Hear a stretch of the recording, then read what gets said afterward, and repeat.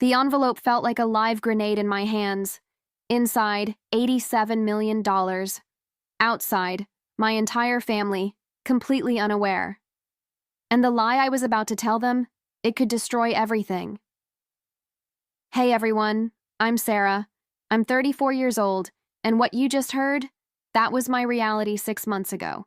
This isn't fiction, this is my life, the gamble I took that almost cost me everything precious.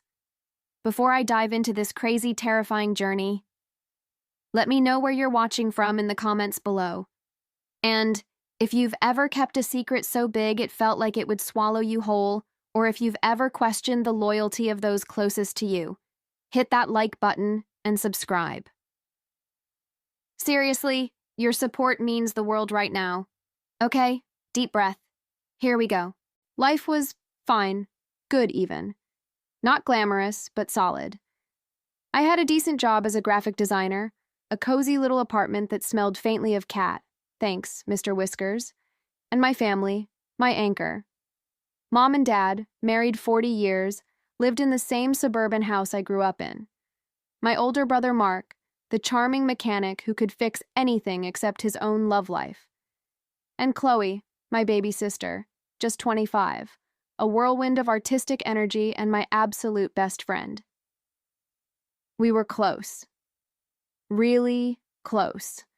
Sunday dinners, group chats buzzing constantly, impromptu movie nights crammed onto Mom's couch.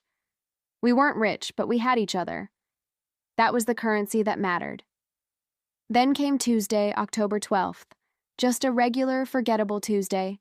I was grabbing milk after work at that slightly grimy corner store near my apartment, Jerry's Stop and Go. The fluorescent lights hummed overhead. Jerry himself was engrossed in a crossword, and the lottery sign flashed its usual gaudy promise. 140 million Powerball jackpot. I never played. Seriously, maybe once a year, tops. It felt like throwing money away. But that night, I don't know.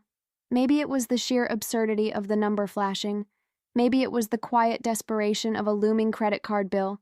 Maybe it was just pure, dumb fate. On a whim, while Jerry bagged my milk, I slid a crumpled 5 across the counter. Quick pick, Powerball, please. I shoved the flimsy ticket into my wallet without a second glance. It got buried under receipts and loyalty cards, completely forgotten. Life went on. Work deadlines, a slightly disastrous date night, Chloe texting me frantically about some art show drama. Normal stuff. Friday rolled around. I was cleaning out my wallet, tossing old receipts, when I saw it. The ticket. The drawing was that night. Why not? I thought, idly pulling up the winning numbers on my phone while waiting for my takeout pizza. I wasn't even really looking at the screen properly. The first number matched. Lucky. The second. Okay, weird coincidence. The third. My breath hitched. I sat up straight on my couch, Mr. Whiskers protesting beside me. The fourth number. My hand started shaking. The fifth. I couldn't breathe. My eyes darted between the glowing screen and the tiny numbers printed on the cheap paper. All 5 white balls. Matched. All 5. That couldn't be right. It couldn't. I refreshed the page. Same numbers. I checked another lottery site. Same numbers. My heart wasn't just pounding. It felt like it was trying to escape my chest. Then, slowly, dreading it and needing it simultaneously, I looked at the Powerball number. It matched.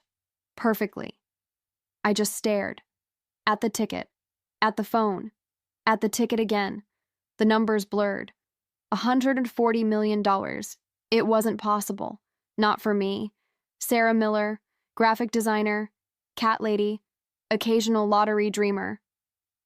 A wave of nausea hit me, followed by an icy, paralyzing terror that locked my limbs. This wasn't joy. Not yet. This was the ground falling away. This was standing on the edge of a cliff I never knew existed. The next 72 hours were a surreal, secretive blur. Confirming the win online over and over, my fingers trembling so badly I kept mistyping the numbers. Making a hushed, anonymous call to the lottery commission, my voice a tight whisper. sitting in a sleek, intimidating lawyer's office downtown, surrounded by mahogany and silence, signing papers that felt like they belonged to someone else, hearing the final, life-altering number confirmed. 87 million after taxes, sitting in a brand new, untraceable account, just mine. Everyone fantasizes about this moment. The screams, the tears of joy, the wild celebrations. But sitting in that cold, sterile office, staring at the bank statement proof on the lawyer's tablet, a number with so many zeros it looked like a typo, only one thought roared louder than any potential celebration, drowning out everything else. Who can I really trust with this? Suddenly, my world felt fragile, dangerous. Every interaction became loaded with terrifying subtext. Mark joking over Sunday dinner, "Hey sis, my truck's on its last legs. Hook a brother up when you're a millionaire, huh?" Was it just his usual teasing or a weird, probing instinct? Mom asking with gentle concern, "How's work going, sweetheart? Everything okay financially?" Was she just being mom or subtly digging? Chloe venting about her crushing student loans and her dream gallery space being out of reach. Was it just sharing her struggle, or was it a test? My test? Paranoia is a slow, insidious poison. It seeped into every crack of my previously happy life. I couldn't live like that, not with this secret, not with this fortune. I needed to know, absolutely and irrevocably, before a single penny changed hands, before anyone could possibly know the truth. I needed to see their hearts, not their potential greed. So, fueled by terror and this desperate need for certainty, I hatched a plan. A terrible, necessary, heart-wrenching plan. I wouldn't tell them I won millions. No. I'd tell them I was drowning. I'd tell them I needed saving. And I'd see who jumped in. I called a family meeting at my parents' house for that Sunday, the most normal day. The drive over felt like navigating through thick fog. Every familiar landmark blurred. My heart wasn't just hammering. It felt like a frantic bird trapped behind my ribs, wings beating against bone. I parked down the street needing those extra few minutes to breathe, to steel myself. The scent of Mom's pot roast, usually so comforting, turned my stomach as I walked up the path. I looked at their faces through the screen door, Mom's kind eyes crinkled in welcome, Dad's steady, reassuring presence already at the head of the table, Mark leaning back with his usual easy grin, Chloe animatedly telling some story, her hands flying. My people. My stomach churned with a guilt so profound it was a physical ache. What was I doing? Sitting down felt like settling onto a trap door. Small talk felt like chewing glass. Finally, Dad asked, "So, what's the big meeting about, kiddo?" His voice, usually so warm, felt like an accusation. I looked down at my hands twisting in my lap. The silence stretched, thick and suffocating. I forced the words out, my voice barely a whisper, scraping raw. "Guys, I'm in serious trouble," I started, unable to meet anyone's eyes. I made some bad decisions, investments, online stuff. I spun the lie I'd rehearsed 100 times, each repetition making it feel more real and more repulsive. Borrowed money promising huge returns, compounded interest spiraling out of control, vague but menacing threats from unseen lenders. I owe $85,000. I've tried everything. I have nowhere else to turn." The lie tasted like bitter metal, coating my tongue. I need help." The silence that followed wasn't just quiet. It was a vacuum, sucking the air and warmth from the room. Then came the reactions, hitting me like physical blows. Chloe's face transformed. The laughter vanished, replaced first by disbelief, then a dawning horror, and finally, a white-hot fury. "Investments?" she spat, her voice trembling not with tears, but pure incandescent rage. "Sarah, are you insane? What were you thinking? Gambling away $85,000? How could you be so reckless, so stupid?" Each word was a lash. She shoved her chair back, the scrape loud in the silence, and stalked to the window, her back rigid. Mark's easy grin vanished like smoke. His face shut down completely, a mask of stone. He didn't look angry, just hollow, bewildered. He mumbled something incoherent, something like, gotta check the carburetor, and practically bolted from the room, the back door slamming behind him. The sound echoed the slam of my own heart. My parents just stared. Mom's face drained of color, her hand flying to her mouth. She reached across the table, her fingers ice cold as they brushed mine. Oh, honey. Oh, my God. How? Why didn't you come to us sooner? Her voice was a thin thread of shock. Dad didn't move. He just rubbed his temples slowly, staring blankly at the tablecloth, looking suddenly, terrifyingly old. The disappointment radiating from them was a physical weight, crushing me into my chair. It wasn't just about the money. It was the betrayal of trust, the image they had of their responsible daughter shattering before their eyes. The fallout was immediate and brutal. Chloe barely spoke to me for days. When she did, it was clipped, furious sentences radiating disapproval and disgust. She canceled our planned coffee meetup. Mark became a ghost. Replies to my texts were monosyllabic, busy, later, or non-existent. He avoided family calls. Only my parents called, their voices strained with a constant low-level panic. Have you heard anything else from those people? Mom would whisper. We're trying to think, sweetheart. We're trying to figure something out. Dad's voice was heavy with a worry that kept me awake at night. They talked in hushed, desperate tones I overheard about remortgaging their house. Their house. The bedrock of our family. The guilt was a living thing, gnawing at me from the inside. This test was breaking me as much as it was revealing them. Was Mark avoiding me because he didn't care, or because he was drowning in shame that he couldn't help?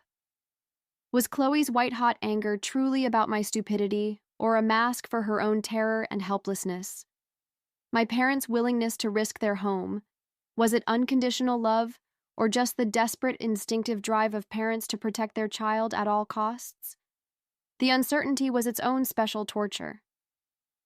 Then, a week into this purgatory, Mom called. Sweetheart, please come over. Now. We need to talk. We've figured something out. Her voice was thick with emotion, but it wasn't relief. It was something raw, exhausted, something that sounded like dread. My own dread mirrored it instantly. I drove over, my secret millions feeling like radioactive material sewn into my coat lining, the guilt a noose tightening with every mile. My parents sat stiffly at the familiar kitchen table, looking decades older, shadows under their eyes. Chloe was perched on the edge of a chair, arms crossed tightly over her chest, staring fixedly at the wall, refusing to look at me. Mark slouched in the back doorway, hands shoved deep in his pockets, radiating discomfort and something else. Something tense. Without a word, Mom pushed a plain white envelope across the worn tablecloth towards me. It looked unnaturally thick, heavy with sacrifice. We pooled everything, Mom said, her voice trembling violently. Tears spilled over, tracing paths down her cheeks. Took withdrawals from what was left of the retirement funds. Emptied our emergency savings down to the last penny. Her breath hitched. Mark sold his Harley. My eyes flew to my brother. He flinched, his jaw tightening, but he still wouldn't meet my gaze. The Harley was his pride, his escape. Mom continued, her voice breaking. Chloe emptied her savings account, the one she was using for her wedding fund. Chloe made a small choked sound, finally turning her head away completely, a single tear escaping. Mom reached out a shaking hand towards the envelope. It's not the full $85,000, honey. It's $47,300. But it's a start. We'll figure out the rest. Somehow. together. I looked at the envelope, at the physical manifestation of my sister's sacrificed future, at my brother's beloved freedom, gone, at my parents' drained security, their golden years potentially ruined, all sitting there on the table, offered freely, for a lie, for a test they didn't know they were taking. My throat closed. The air vanished. I couldn't breathe.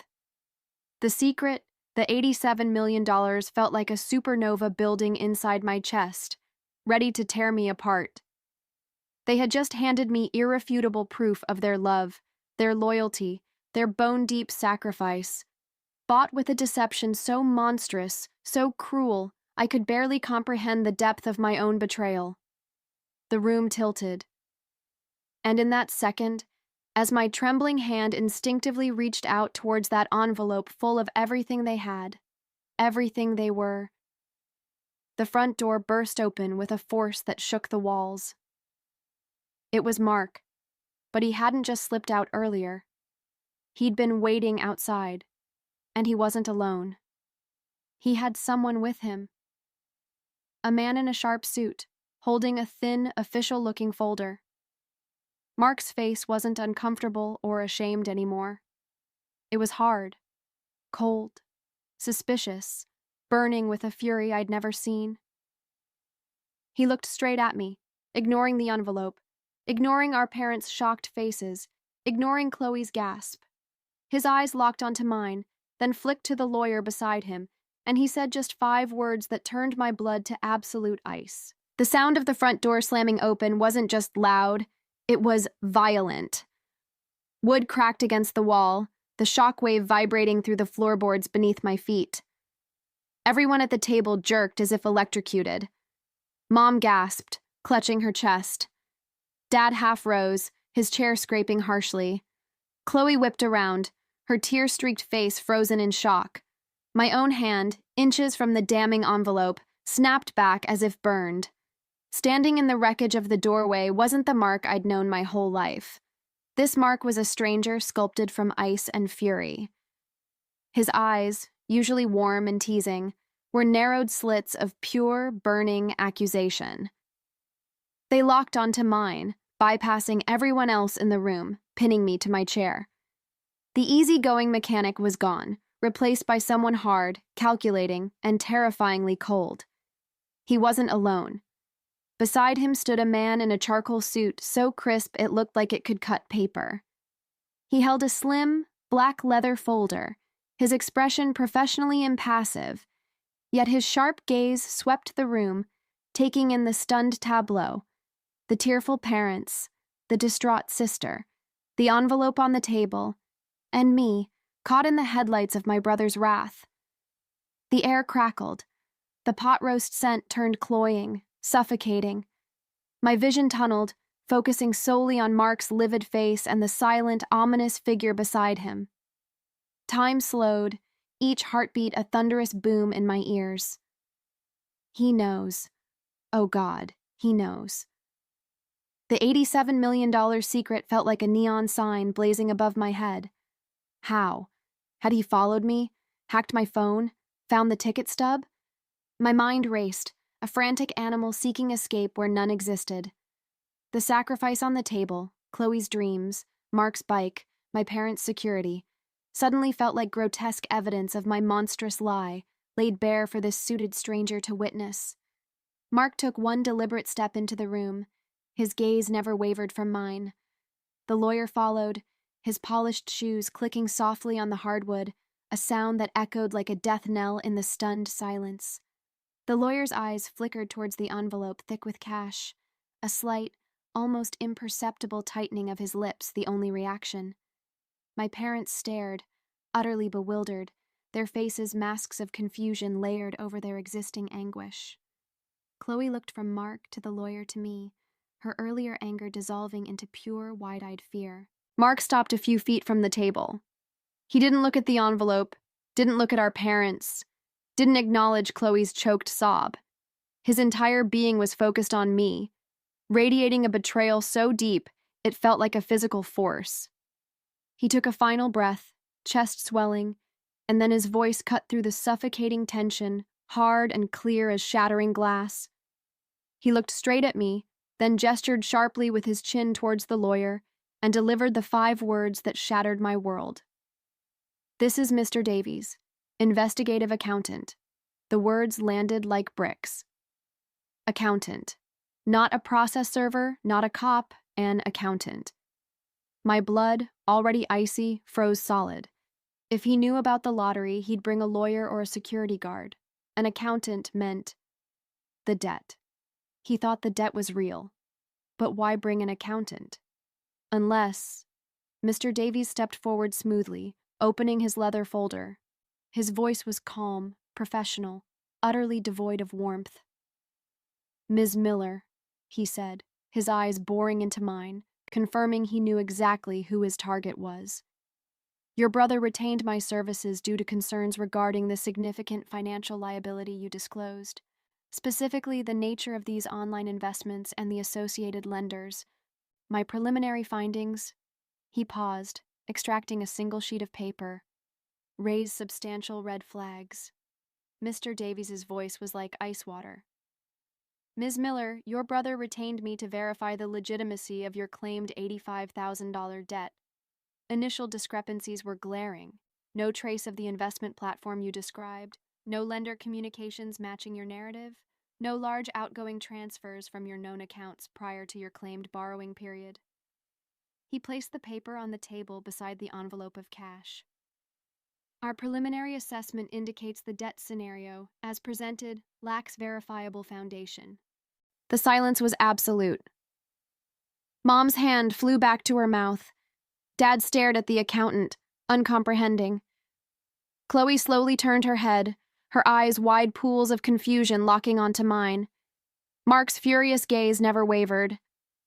"Explain, Sarah," he ground out. "Explain why you lied. Where is the money you supposedly owe? Or was this just some sick game?" The dam broke. The guilt, the terror, the crushing weight of seeing their sacrifices, Chloe's wedding fund, Mark's Harley, Mom and Dad's security, laid bare for a lie. It erupted. Sobs racked me, harsh and uncontrollable.